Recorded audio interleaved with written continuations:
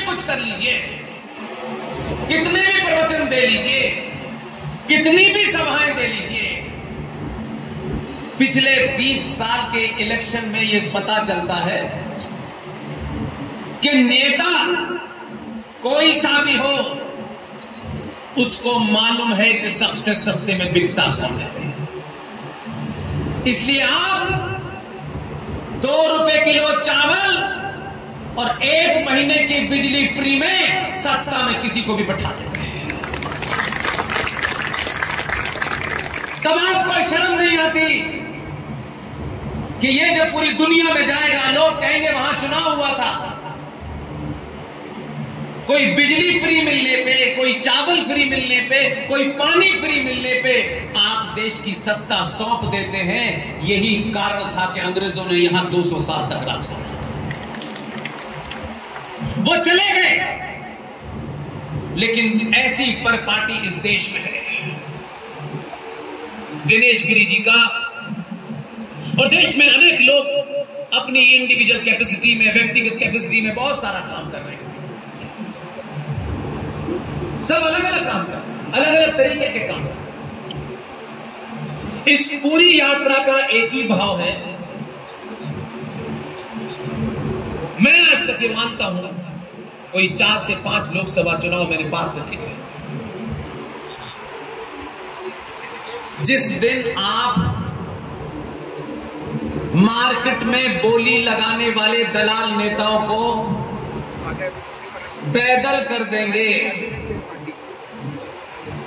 यकीन मानिए आपकी शक्ति ज्यादा है, नेताओं की गिनती बहुत कम है। मेरा दावा है कि ये जो मांगे हैं कि 370 हटाओ, वक्फ बोर्ड हटाओ, माइनॉरिटी कमीशन हटाओ, माइनॉरिटी मिनिस्ट्री हटाओ, मुस्लिम एजुकेशन बोर्ड हटाओ, भारत के सनातनी मंदिरों पे चढ़ने वाला 3.25 लाख करोड़ रुपया जो सरकार ले जाती है उसे वापस करो। ये भीख मांगने से नहीं मिलने वाला। आपकी जाति क्या है, आपका सरनेम क्या है, उस पर आपको गर्व है, हो कोई दिक्कत नहीं। आप अपनी जाति घर की चौखट के अंदर छोड़ के आइए। शादी करनी है, उस जाति का इस्तेमाल करिए, उस गोत्र का इस्तेमाल करिए, लेकिन जब घर की देरी से बाहर निकले तो सिर्फ सनातन होके बाहर निकले। ये अभी 700 साल के बाद बहुत हल्की सी डॉट बराबर चेतना आई है। 5 साल में आपको अपना कौन सा हीरो चुनना है, क्यों चुनना है, पूरी दुनिया में उथल पुथल हो गई है। क्योंकि दुनिया आपको 1947 के पिताजी से नहीं जानती, पूरा विश्व आपको आचार्य चाणक्य से जानता है, मर्यादा पुरुषोत्तम राम से जानता है, भगवान कृष्ण से जानता है। आप जब जब अपने उस खोई हुई सनातन सभ्यता की पुनर्स्थापना की तरफ बढ़ेंगे, पूरी दुनिया को पता चल जाएगा कि जिनको हमने मूर्ख बनाया था, अब इन्होंने मूर्ख बनना छोड़ दिया है। और दुनिया 2014 में चुनाव हुए, बहुत सामान्य सी बात थी। चुनाव हर साल होते हैं, इस देश में चुनाव एक उत्सव की तरह चलता रहता है।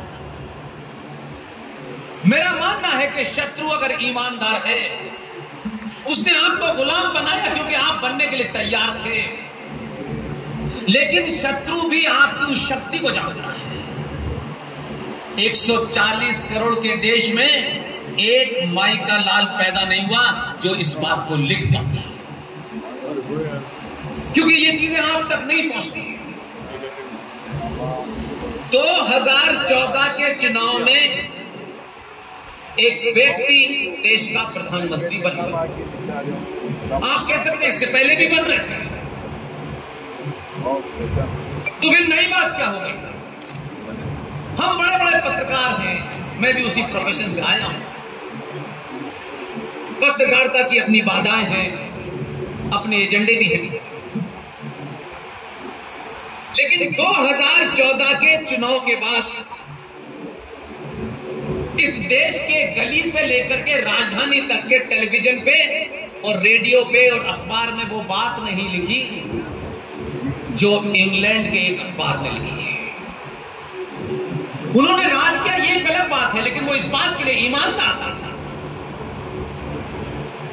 2014 के चुनाव के बारे में ग्रेट ब्रिटेन के अखबार दी गार्डियन ने अपने संपादकीय में लिखा, ये कहने की भारत में हिम्मत होती तो लोग कहते ये फला पार्टी का चमचा है, वो फला पार्टी का पैरोकार है। ऐसा नहीं है। गार्डियन अखबार ने अपने एडिटोरियल में लिखा, एडिटोरियल का मतलब होता है अखबार की राय, कोई खबर नहीं थी, उस पूरे संस्थान की राय थी, उनका ये मानना था। उसमें लिखा गया कि 2014 में भारत में पहली बार भारतीय सरकार बनी है। ये भाव भारत में प्रकट करने की हिम्मत नहीं है। और आगे लिखा कि भारत पहली बार ग्रेट ब्रिटेन से मुक्त सरकार के अंडर आया है। इसके पीछे का कारण है, उस गहराई में जाइए, उस सच्चाई में जाइए, तब आपको पता चलेगा कि हमारे विश्वविद्यालयों में जहां गुरु दीक्षा देता हो, जहां गुरु चाणक्य पैदा करता हो, इस देश में अब गुरु घंटाल पैदा हो रहे हैं। और हम ये समझते हैं कि बस बड़ा सा एक आश्रम बन गया है, अब कुछ नहीं करना है। मैंने ऐसे ही यहां आने की हामी नहीं भरी। मैं दिनेश गिरी जी को सुनता हूं, मैं यहां इसलिए नहीं आया हूं। मुझे कल कहीं और भाषण देना था, झुंझुनू में,